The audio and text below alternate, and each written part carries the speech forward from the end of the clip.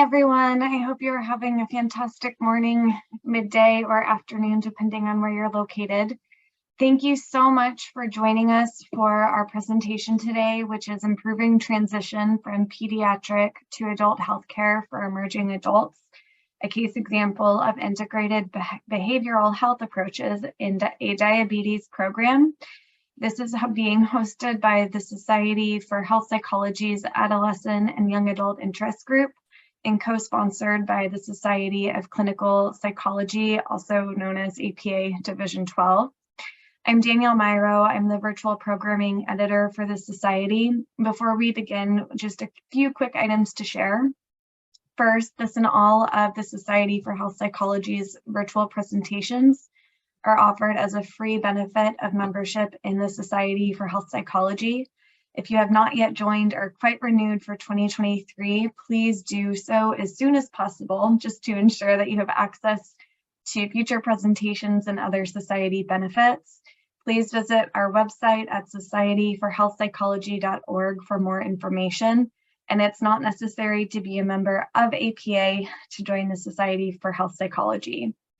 As introduced by Barbara, this event will be recorded. Anyone who speaks during it, for example, to ask a question, is agreeing to be recorded and is granting permission for the recording to be posted on our website. This webinar is also eligible for one continuing education credit under the Society of Clinical Psychology Division 12 sponsorship. CE information will be sent via email shortly after the webinar. We'll leave the evaluation portal open for 1 week until 5 p.m. Eastern on Thursday, September 22nd, 2022. Your certificate of CE will then be sent via email within 5 to 10 business days after the evaluation period closes, using the email at which you enrolled in the sessions. All participants are invited to submit feedback via the evaluation, even those not seeking credit. We will have an opportunity for questions to be asked at the end of the presentation. Please submit them via the chat feature or use the raise your hand feature in Zoom, and we will call on you to ask your question directly. That being said, I will now turn the screen and the presentation over to Dr. Pereira to begin their presentation.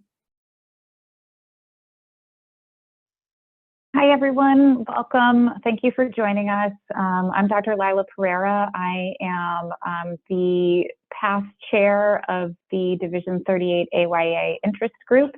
I'm very excited to have our speakers here today to present about transition from pediatric to adult healthcare with a specific focus on diabetes.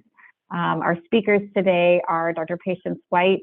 She's a professor of medicine and pediatrics at George Washington University School of Medicine and Health Sciences and co-director of the federally funded GOT Transition National Center in Washington, D.C. Throughout her career, she's been active in academic medicine, clinical care, research, and public policy.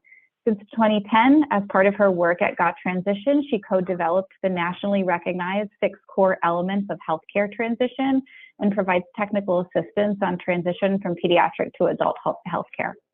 We also have Dr. Faisal Malik. He is an assistant professor of pediatrics at the University of Washington and an investigator at the Center for Child Health, Behavior, and Development at Seattle Children's Research Institute. He's a pediatric endocrinologist at Seattle Children's Hospital. And as an investigator, he leads the Improving Diabetes Outcomes team, focused on developing and investigating the effectiveness of patient-centered interventions that improve patient health and healthcare quality for AYAs with diabetes. Dr. Malik is also the Director of Research and Medical Co-Director of the University of Washington AYA Diabetes Program. We also have Dr. Ashley Moss, an assistant professor at the University of Washington, an attending psychologist in the Department of Psychiatry and Behavioral Medicine at Seattle Children's Hospital.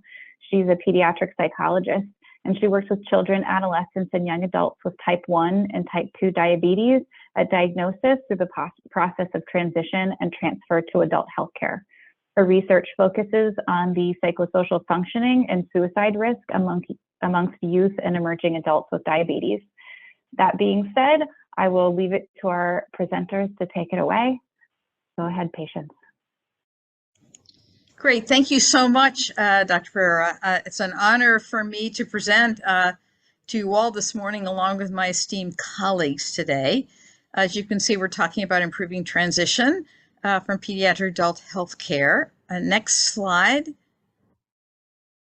I have no disclosures except for that got transition. Thank you for all paying your taxes. It's supported by the federal government. Next slide. So today we're really talking about sort of 4 objectives. The first 2 I will be covering, talking about the need and outcome evidence and sort of the general current clinical recommendations that are out there. And then Faisal Malik will be talking about describing the application of the core elements in emerging adults with diabetes. And then we will finish with Dr.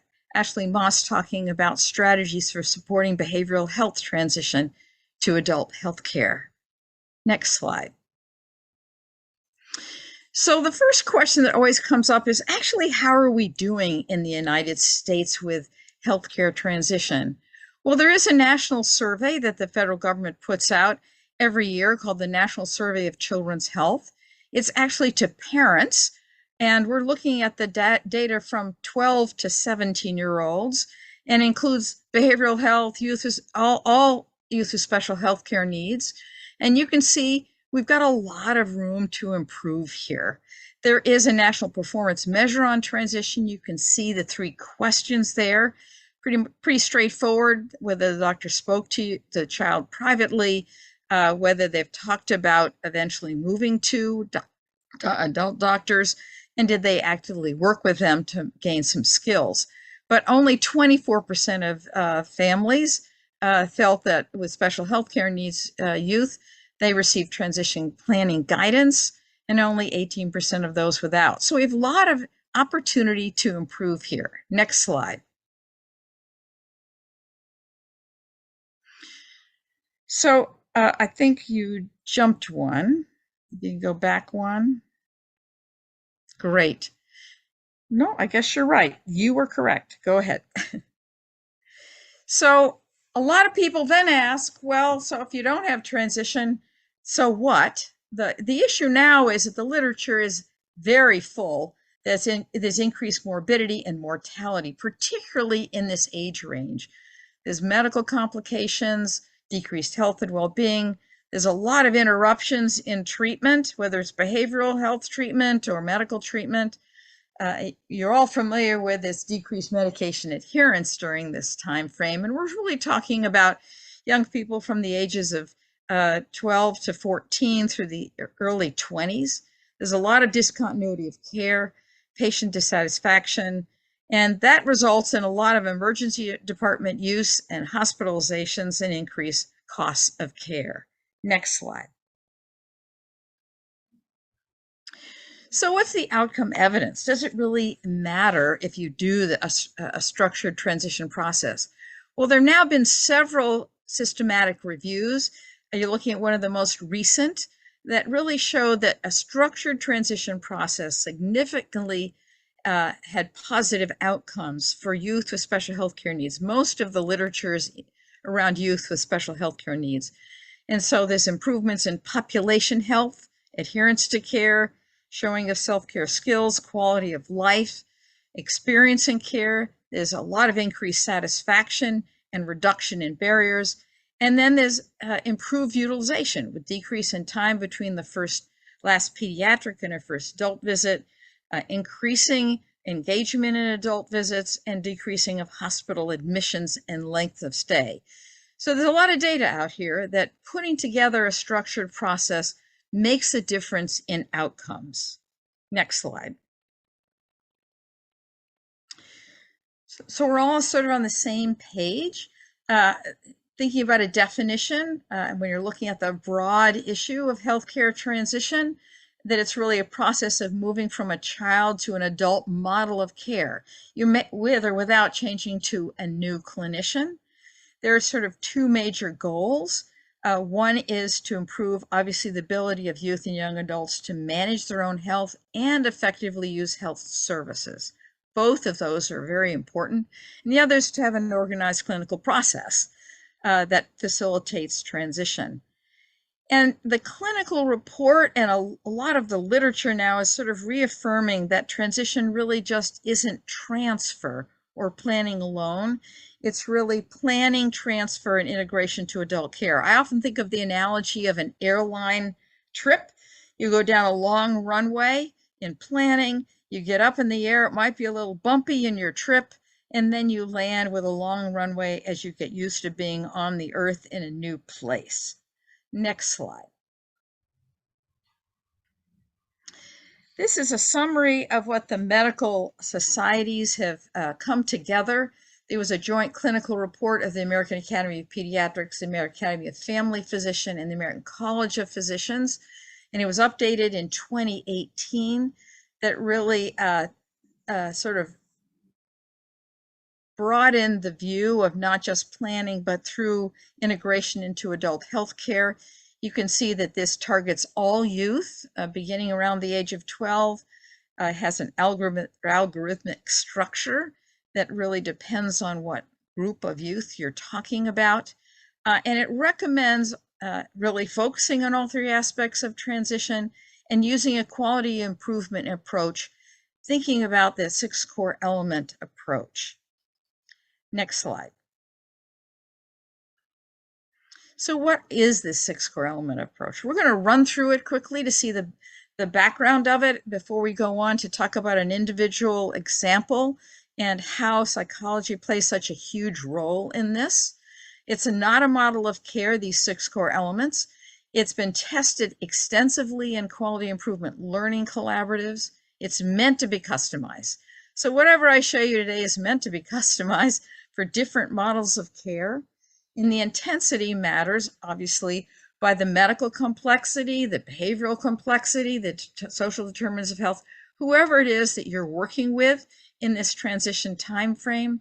And you can see it's been applied in many different systems of care now, certainly in behavioral health settings, children's hospitals, managed care, and a lot of medical settings. Next slide, please. This just shows you from our website. If you haven't had a chance to go to gottransition.org, this is laying out that there are really 3 packages that you could look at, depending on what is happening with the youth. Is the youth leaving a pediatric practice and going to an adult healthcare clinician? That's the one on the left. In the middle, the young person is transitioning to an adult approach to care without changing clinicians. Or is this from the point of view of coming into an adult healthcare practice? You can see you can download the 6 core elements. You can get them all in Spanish, and there's an implementation guide that I'll briefly mention at the end. Next slide.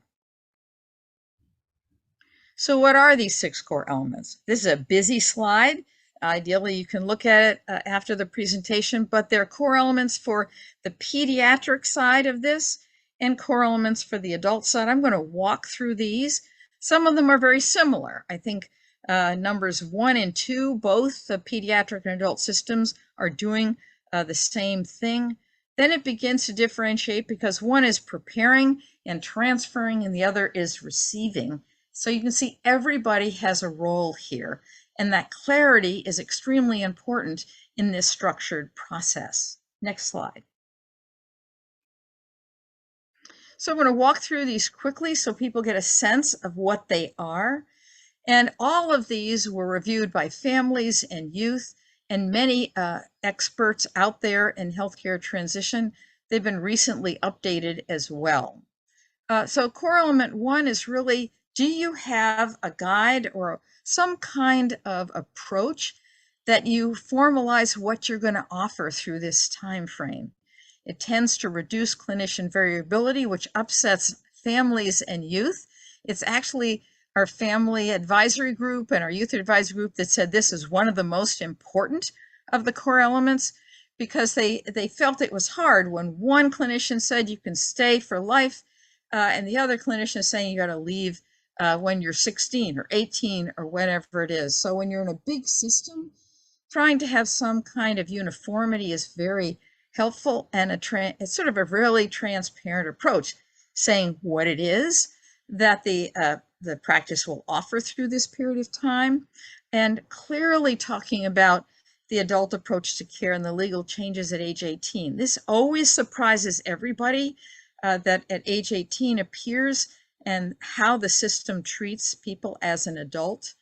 If you're putting this together, you want the reading level to be appropriate, and you want to communicate it to everybody. You don't want it up on a shelf. You want it available. Core element 2 is really tracking what you're doing. You want to know that you're offering what you say you offer and monitoring it. Next slide. So core element 3, we're talking about in pediatric settings, which is really transition readiness. It's a way for assessing student skills. And these kind of readiness assessments don't predict transition outcome. They're really a discussion tool to plan skill building education. And there are many available. Many are disease specific. They're meant to be customized. Core element 4 is really, what do you do with that information?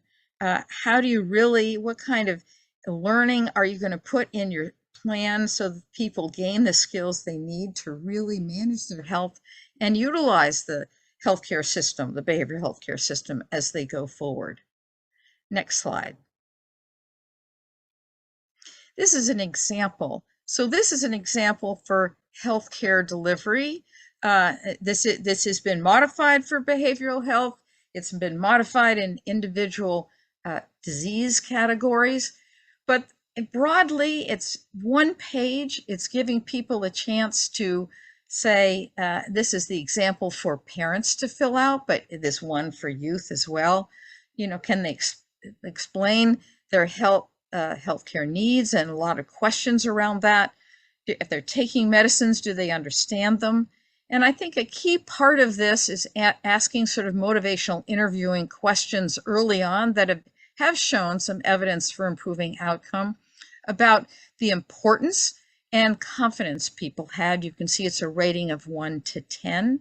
And you can score this, but as I say, the score does not matter. This is an example up on our website, and there are examples of those used in behavioral health school systems as well. Next slide.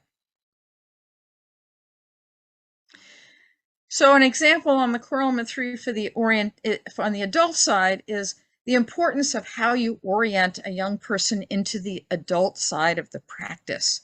You really would like, besides your your policy, you would like to have a welcome and orientation materials. This was a key request by young adults that were moving out of the pediatric system into the adult healthcare system, and they have lots of questions. We have a list of the most important questions they had. I have examples here. How can a young adult contact the practice? Can they access their medical information? What happens if they miss their appointment? You certainly want to share the practice policy. You can do this with pediatric practices if you're an adult practice, so they know what they're looking for when they come into your practice. Next slide. I'm really going to finish out talking about the pediatric side. On the adults, say core element 5 and 6 is really gathering the information you need and helping young people get the referrals and the kind of community resources that they need. On the pediatric side, there's an awful lot of key important event that happens at the transfer of care. Having some kind of warm handoff, I think, is very important in sharing the information that's needed.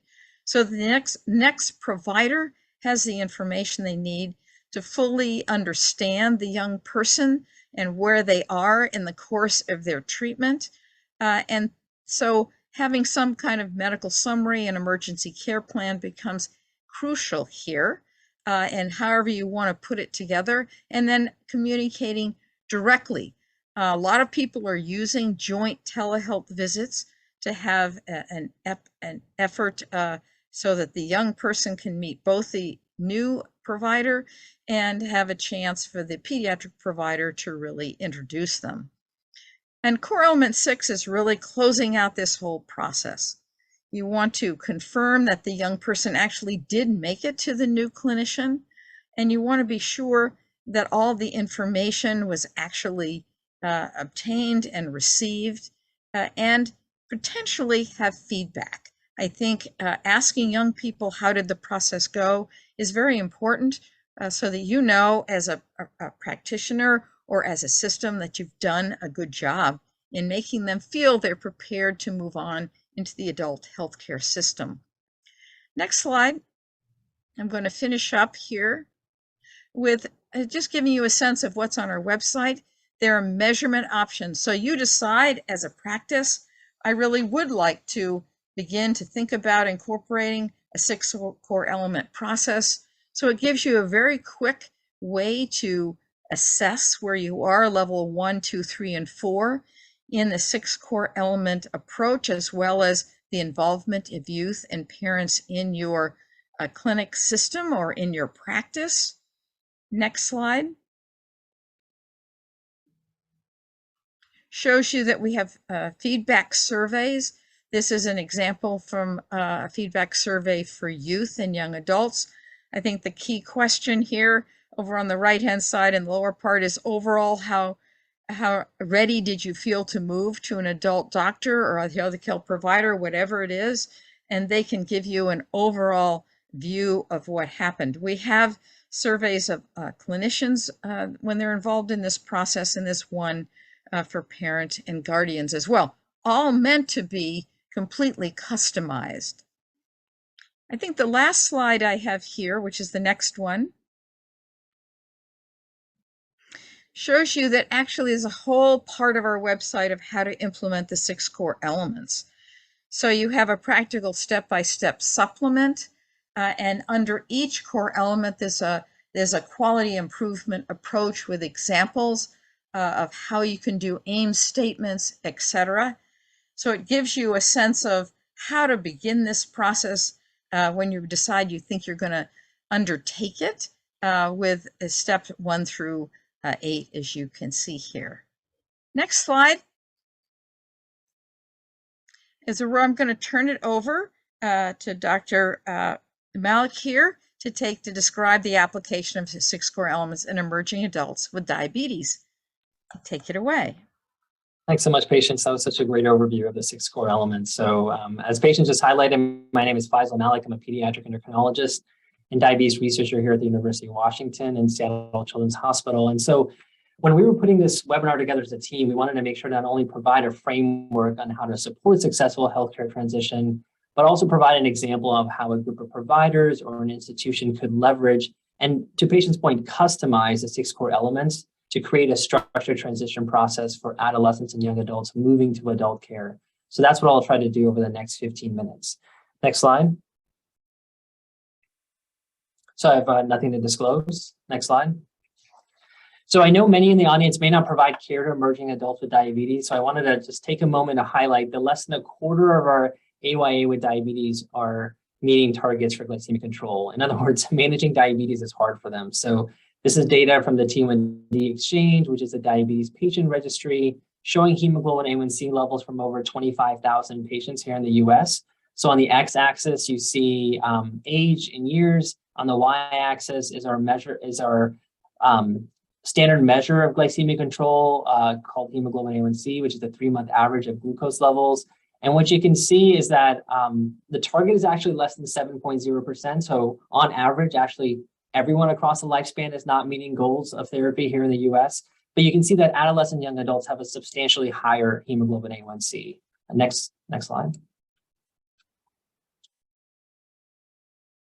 So I think what's important to highlight as we talk about healthcare transition, that, for anyone who has worked with the AYA population, or perhaps some in the call have been a parent of a teenager and college student who they have worked to safely shepherd to adulthood, you can appreciate how for an AYA with a chronic medical condition, this transition time is fraught with challenges. And it's not just inside the clinical arena. So it's not just about diabetes management, but outside the clinical arena as well. So as you're thinking about healthcare transition, it's important to think about how the transition from pediatric to adult diabetes care really represents a perfect storm during which interruption of care is likely for multiple reasons. Like in my population that I take care of. So not only are AYA is transitioning to a time of increased independence with their diabetes care, such as understanding how to navigate their health insurance and working with new adult providers.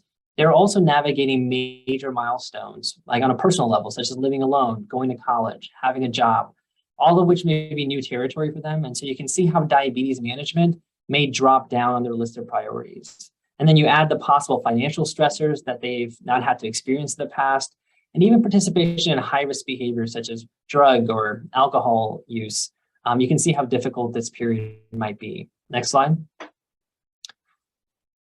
And then in the diabetes world, I think anytime you're trying to take a chronic disease, and this group knows better than most of just how psychosocial challenges occur more often in these populations. So we know that depression and anxiety is higher in adolescents and adults with diabetes compared to their peers without diabetes, and oftentimes occur more commonly during emerging adulthood than during other stages of life.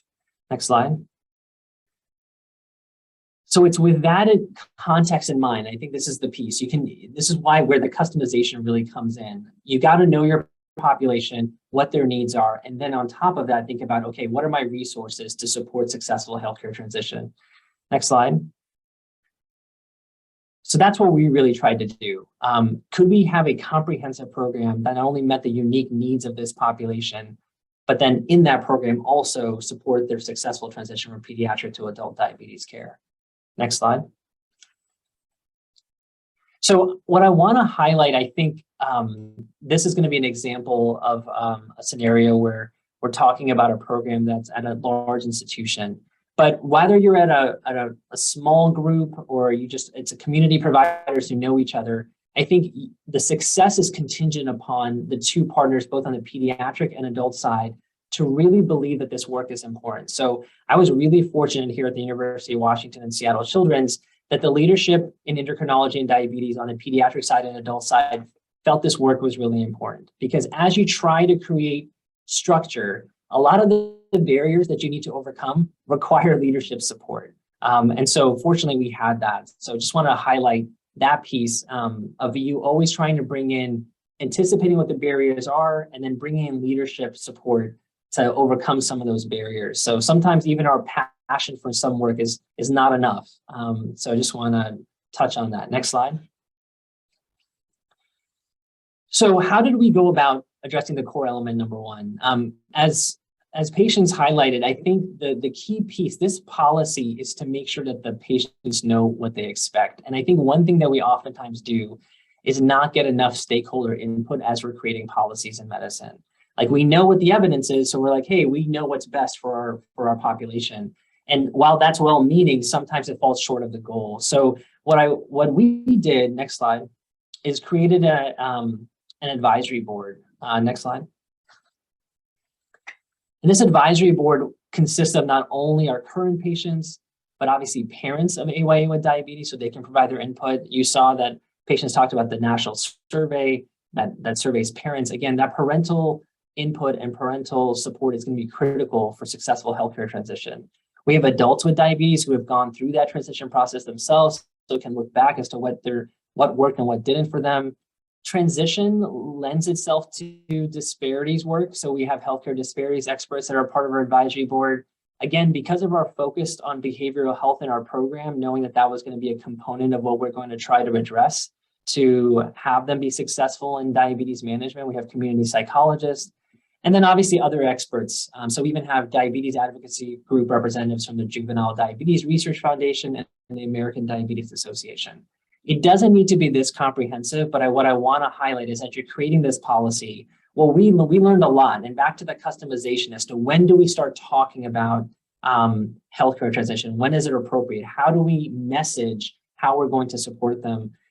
Getting stakeholder input is really valuable, and I think sets you up for success as you think about the other core elements. Next slide.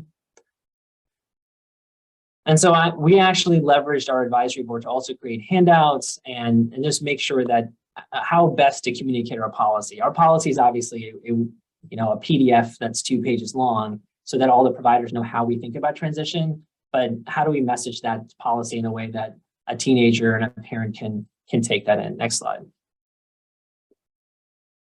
So tracking and monitoring is the next piece that takes a lot of work up front, but I think is critical for your success to determine what's working and what's not. So I'll say oftentimes I'll watch groups skip core element number 2.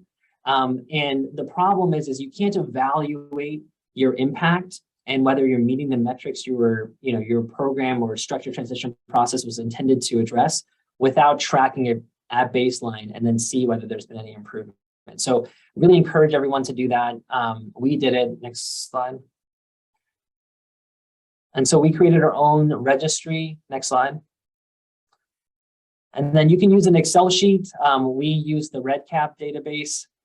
So it allows us to do some analyses without us having to code some things. It'll create some summary statistics for you, which is helpful. Next slide. Okay, so transition readiness. So patients highlighted some of the tools. Definitely encourage everyone to go to the website, forgottransition.org. It's a great place to start. But as patients has alluded to, there's been some work now being like, hey, this transition readiness assessment maybe isn't ideal for the condition that I am involved with or the patients that I'm taking care of. So in our case, we actually use a diabetes specific tool called a Ready tool. So next slide.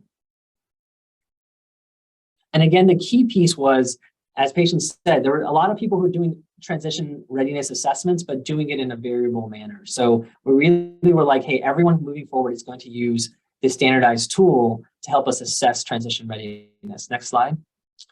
So the Ready tool was co-designed by colleagues here at Seattle Children's and Cincinnati Children's. Stands for the Transition Readiness Assessment for Emerging Adults with Diabetes Diagnosed in Youth. So I'd encourage you to whichever population you're working with, seeing if they're disease-specific tools and whether they make sense for the work that you're doing.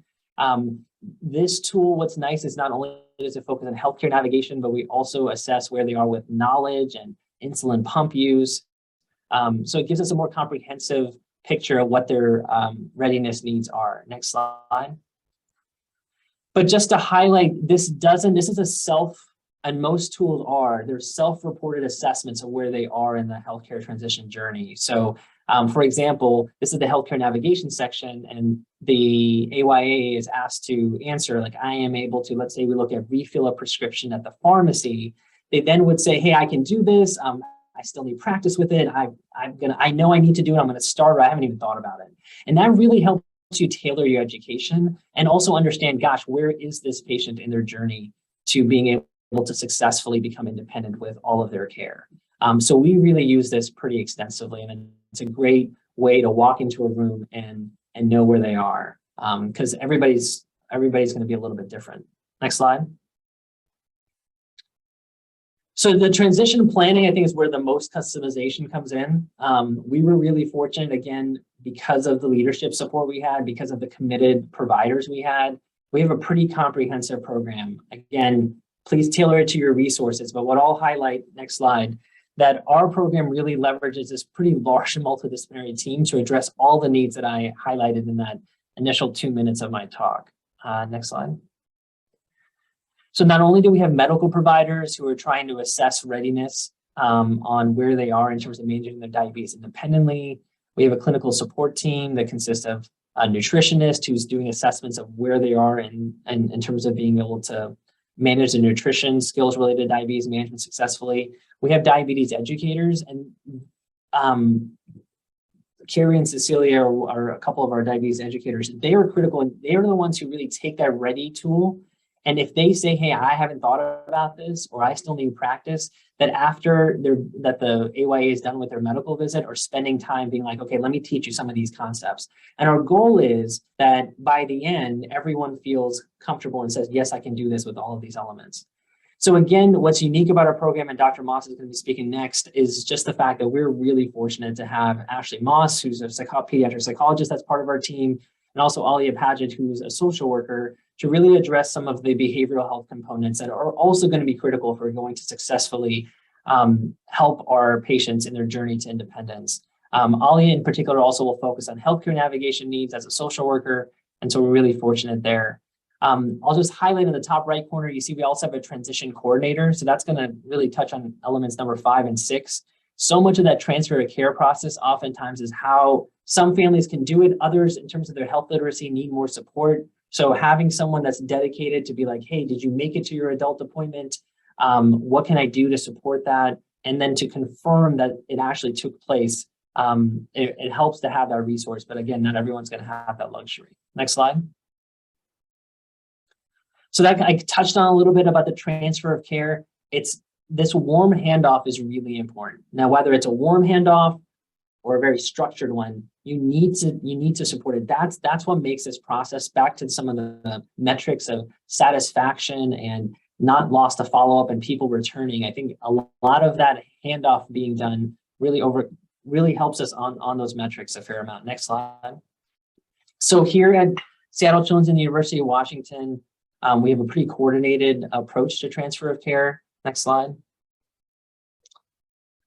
And the reason this works is because if you take a look, most of on the left side of this figure, most of our patients are coming from Seattle Children's. So another way for our patients and parents to get ready, hey, it's time to think about adult care, is they will transition providers. They'll still be at Seattle Children's, but will be seen by an AYA provider that allows them to practice changing providers and also makes it really clear that, hey, at this moment, you're now the pilot as a patient and your parents are going to be your co-pilot. So we spend a lot of time working on independence. They practice their own visits at their pediatric institution where they're comfortable coming to. They build that skill.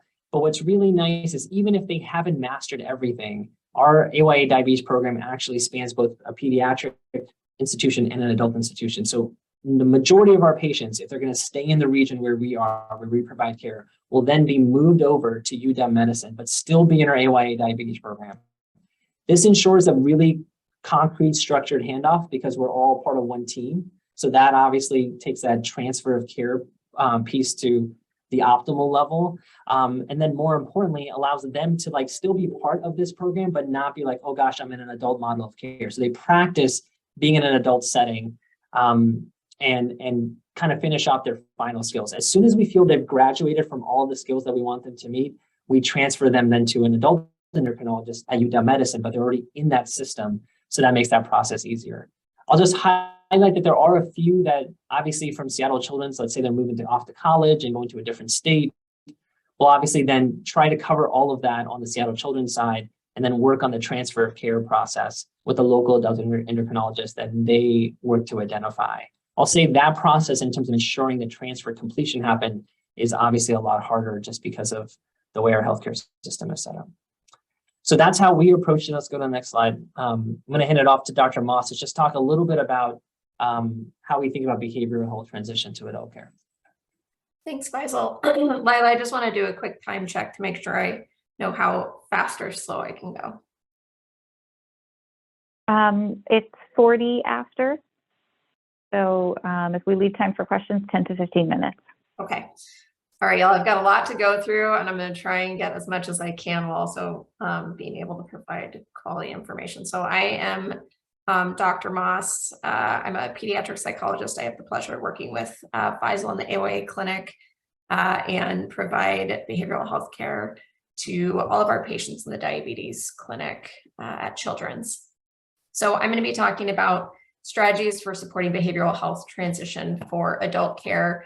And the first place I want to start, and also I have no disclosures. The first place I want to start is to consider the level of integration that each of us might be at in terms of our role as behavioral health providers, whether we're master's level or PhDs or PsyDs, that each of us are likely going to be at a different level in terms of our integration into medical teams. Some of us might be coming from a care coordination point where we are in separate facilities, have separate systems. We kind of coordinate as needed. There might be individuals on this call who are more co-located where we might have same facility, but still potentially separate systems or some shared systems. Communication might be kind of driven by the need for consultation or each other's needs. And so still not fully integrated into multidisciplinary teams or general healthcare systems. So some of us are also kind of in private practice potentially. And then integrated care, this is where we're looking at individuals who I'm lucky that I kind of fall into this integrated category of having really close collaborative approaches and relationships with folks where we share kind of the same clinical space and have formal and informal relationships, have really in-depth understanding of each other's roles and ongoing collaboration and communication. The reason why I want to talk about this first is because we need to hold space for our own positionality as we're talking about recommendations for how to support our patients. If you are someone who's coming from a coordinated care level, your approach to the information that I'm going to be sharing today is going to be different from someone who's more co-located versus integrated. And I think something that really highlights that is really the small body of literature that's been showing that pediatric psychologists that are located in a children's hospital who are part of a team that has a formal relationship with adult hospital systems and teams have far fewer barriers to transitioning their patients compared to those who are working in freestanding hospitals and don't have either a formal relationship with an adult healthcare facility or no working relationship at all. Next slide. So there's been a number of different interventions and care frameworks that have been created to improve transition processes. And within the kind of realm of psychology and health psychology, one of them that I just wanted to highlight really briefly is SMART. It's a social ecological model of AYA transition readiness. So the SMART framework was built on kind of how we think about patient characteristics, things like knowledge and skill to be able to consider broader socio-ecological context for patients. And the SMART model captures modifiable and non-modifiable factors that can contribute to the transition process. And it considers our patient, our caregiver, as well as providers' roles in terms of their role in transition. So I'm going to go to the next slide, Lila. So this table is just a expansion of the SMART model where you can look at the different components of SMART for the non-modifiable factors on the upper third, and then the rest are the modifiable factors. And what I encourage you to do while I'm talking through this is just looking at what do those domains cover, what tend to be the facilitators for transition, and what seem to be the primary barriers to transition. And I'm going to try and go through each of these in some form or another to talk about recommendations for supporting transition for our patients and highlighting that sometimes things might feel or seem non-modifiable, but there are things that we're actually able to do to support our patients in their preparation for transition and then after they've transferred to adult care. Next slide. So I also want to acknowledge that there's been some work looking at and defining the role of pediatric psychologists. There's a chapter in the Handbook of Pediatric Psychology. It's chapter 47 for the transition of transition in pediatric psychology. But there's also some other work looking at and organizing the role of pediatric psychologists in transition from a provider perspective, meaning pediatric psychologist perspective. That also in this study also included master's level behavioral health provider perspective as well. And it seemed like there were kind of four primary areas that providers perceived their role in transition to kind of break down into. The first one was assessment, so being able to establish a patient's cognitive profile, their strengths, their areas of difficulties, and areas where they might need additional support. And then thinking about the stages in their illness or disease and how that's impacting their functioning and their future functioning. Supportive interventions, which we'll be talking a little bit about later, but really thinking about their kind of emotions and social relationships, the emotional burden related to transition and other multiple changes that are happening in their lives at the same time, and being able to promote that identity construction and autonomy as they transition into adult care. Education, thinking about education at different levels, including the patient and family level, the medical team and caregivers that provide support to patients, as well as kind of that transition into college and away from high school and into the working world. And then there's kind of highlighting the interprofessional collaboration, both internally within the team and across institutions and systems, as well as referring out to the community. Next slide. So the first spot that I want to spend a little bit of time is talking about what we consider non-modifiable factors. And you might have seen in the SMART model, the first page, and then the table, that there's a lot of different socio-ecological factors that we know result in health disparities. There's this increasing recognition in our field that health disparities amongst minority groups and minoritized populations have increased risk for poor health outcomes and issues related to their healthcare access and utilization. And as behavioral health providers, but also members who work with medical team members, we know that we are at the forefront of the impact of social determinants of health on our patients' outcomes. And one thing that can oftentimes, I think, happen is feeling defeated by these circumstances and impacting patients. And Lila, and you might have skipped a page because there should be one right before this. Oh no, it's not in there. Oh gosh. Okay, well then I'm going to go through it in detail if I can. So the differential health outcomes that can be really important for us to consider include things like being able to collaborate across multiple sectors of community to meet the different levels of support that our patients need. So thinking about education and employment, working with the juvenile justice system, working with social support services, all of these things provide us opportunities to address root causes of things like poverty. So whether you're connecting your patients with educational services and training opportunities for jobs and career pathways, working with community resources around housing and helping patients obtain supportive and stable housing. One of the big recommendations that I have that Children's actually started implementing in Seattle was being able to routinely screen for social determinants of health and considering how that might be impacting patients' functioning. So advocating for public policies and your hospital or institutional approach to addressing those social determinants of health. All right, I'll switch over to access and insurance. So this is also considered a non-modifiable factor, and yet I do think that we all have a part in addressing some of the issues related to access and insurance. And so, you know, we have to remember that this time period is filled with a lot of changes. Development can be incongruous with age. And so it's important for us to think about, you know, as we're supporting our patients, we're not assuming their ability to effectively seek these services independently or know their existence. I've had some really enjoyable conversations with some of my adult colleagues and counterparts at UW that really highlight the difference in our approaches to helping patients navigate, especially access and insurance, as well as access to other community resources, where, you know, us as pediatric psychologists might tend to use more of a scaffolded approach towards helping patients navigate what the financial supports are through your institution, or finding a therapist in the community and navigating insurance on how to identify therapists or insurance coverage for mental health resources. Whereas my adult colleague was just like, Ashley, what are you doing? Just tell them to find a therapist, and that's all you have to do.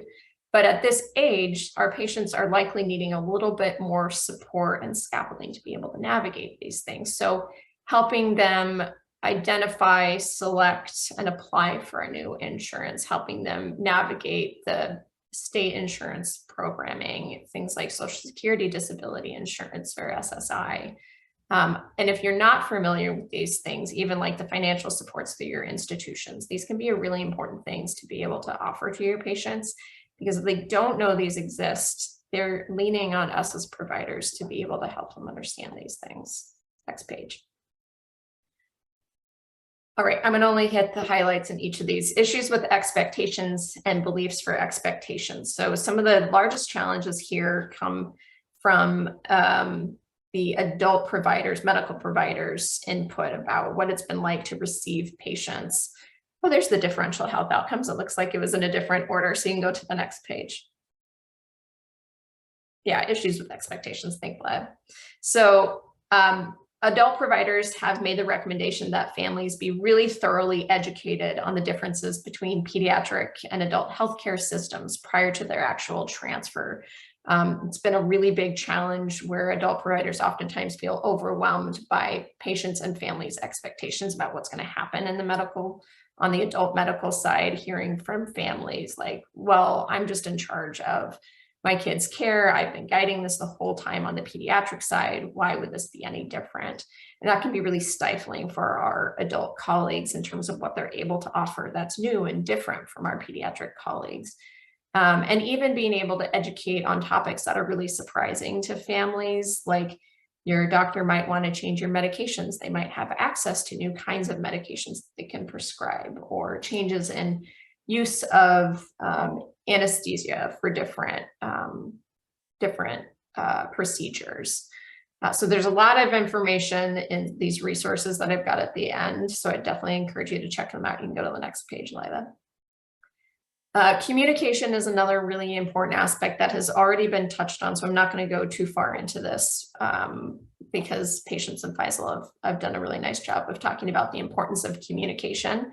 But we know from patient perspective that having their healthcare information shared with the adult side to support that transition is really important. And healthcare providers have also reflected that having a brief behavioral health summary to accompany a medical summary for their beginning of their services can be really helpful so that they understand the biopsychosocial context in which the patients are coming from. And that might also include the opportunity to collaborate with patients around developing their own behavioral health summary to transition with. You can go to the next page. I think one of the really important pieces here is helping support adult providers, especially in the medical teams, to understand and learn more about the developmental and contextual factors that impact the transition process, self-management, engagement, and care that have perhaps come to be expected in adult patients who are older with chronic conditions. And that might also include training and learning how to be able to support parent-child relationships, growing autonomy, and even patient healthcare navigation skills. Go to the next page.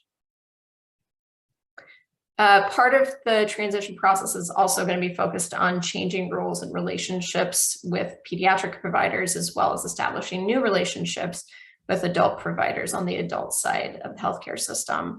And oftentimes the transition from pediatric to adult care, there's a lot of loss and sense of sadness, oftentimes for families, but also for patients. And so taking the time to be able to process those thoughts and feelings can be really valuable for patients and especially caregivers who might be struggling with that change. And also being able to help facilitate the communication between patients and family and medical teams to be able to foster that positive communication and helping to reframe transition so that it's more positive and hopeful, and explaining opportunities for families so that it's not always a negative thing for them to think about. Next page. Self-management skills. Thinking about the big things that might not always be discussed with patients is really focused around healthcare navigation skills that Faisal was talking about. We are really fortunate to have a social worker in the AYA transition program or diabetes program to help with healthcare navigation skills. But part of this self-management piece is not just day-to-day management or adherence, but also thinking about patients learning things like who their insurance company is, how do they contact them, how do they refill their prescriptions, who do they contact when they're in emergency in terms of needing supplies, how do they describe their health history and bring questions and concerns. We have opportunities to help shape these behaviors and practice identifying goals and working towards those things as patients both transition and prepare for that transfer, as well as after they've transferred. Next page. And then the last piece, behavioral mental health. So thinking about where patients are at in terms of their mental health functioning and reviewing recommendations, facilitating identification of therapists in the community if it's needed, and then helping as providers, helping to identify key stakeholders and developing pathways for handoffs to adult providers in the community, especially mental health and behavioral health providers. All right, last page, I'm just going to hit this real fast. Is opportunities to improve transition practice. Again, I encourage you to check out this article from Bonanno and colleagues, looking at opportunities for growth in the transition process in the adult healthcare setting, how pediatric and adult healthcare settings can work towards improving the transition process for patients. And there's other kind of recommendations for psychologist practice in the future.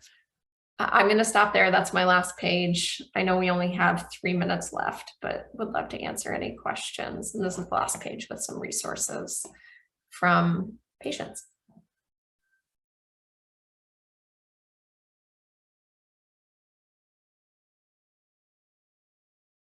Please feel free to use the chat function if you have questions, or unmute yourself if you are able to do so.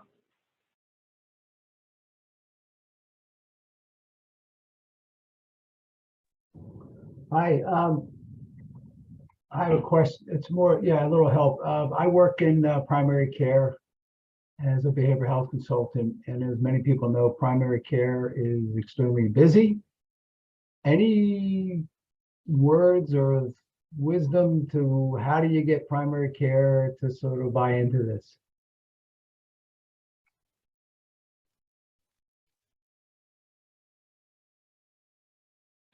Well, I'm happy to try to take this, but I'm sure Dr. Malik and Moss could add.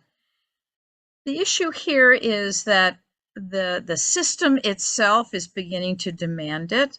Primary care, I mean, in gut transition, primary care is the #1 group that comes to us because they're trying to lower costs, particularly at this bridging time.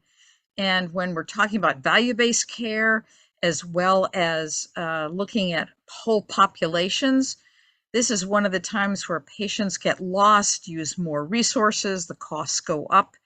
So that's one aspect. The other aspect is people do respond to how people feel about this experience, and they want their practice to come off well. And lastly, people always say there's just not enough time. And I hear them, there's not enough time for anything in our life today. And I think that telling them this is over time, you're not doing all of this at age 18 or 21 or whatever it is.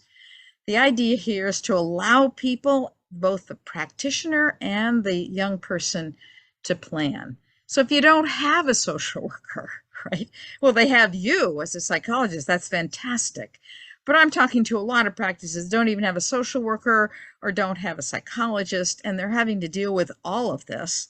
And you do a pared down approach, but you work with your population. You figure out exactly what the key things are. And I've had people that have total non-believers said they couldn't possibly do it, who over time actually have done it quite well. So the convincing is the data is there that without it, people do poorly.